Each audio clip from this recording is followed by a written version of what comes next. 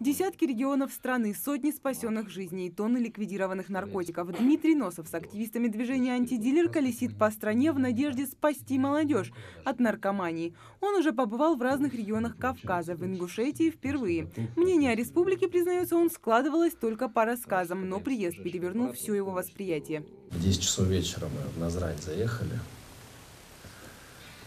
Уже темно на улице, и дети играют трехлетние. Бегают, прыгают, такие беззаботные, вокруг фонтанов. Я сразу стал это фотографировать. Выложил в Инстаграм и все, потому что это чудо. Ну, точнее, это не чудо, так должно быть. Но это так круто. Эти бегающие дети — это лучше миллионов слов, отчетов, там, всяких флагов там, или еще чего-то. Говорят о мире, спокойствии, просто о жизни. Дмитрий Носов делится с собравшимися о целях проекта и уже реализованных инициативах. Закон о запрете курения в публичных местах, продажи и употребления насвая – все это его предложение. Идеология проста – сохранение человеческой жизни и возвышение ее над материальными и другими благами. И по мнению активистов, в Ингушетии в этом плане выстроено правильное понимание. В Ингушетии ситуация фантастическая, в хорошем смысле слова, да. Здесь практически, здесь нет работы для антидилера по выявлению там, и пресечению на данном этапе.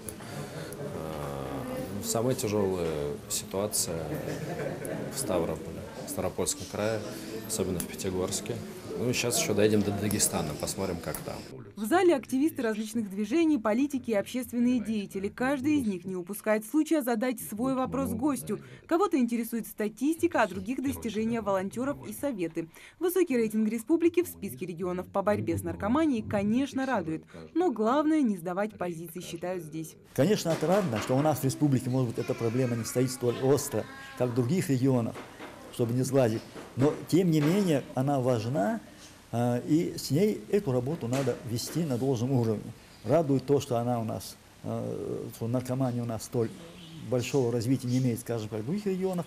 Такие визиты в наш регион важны для поддержания положительного облика республики, считает Батыр Хамхоев, чтобы люди знали, наш край развивается и идет только вперед. Затронута не только проблема наркомании, но и то, что развитие региона.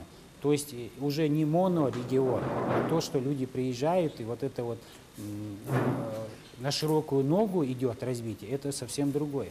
В первую очередь то, что ребята приехали, и то, что они будут рассказывать то, что действительно есть, вот это уже успех.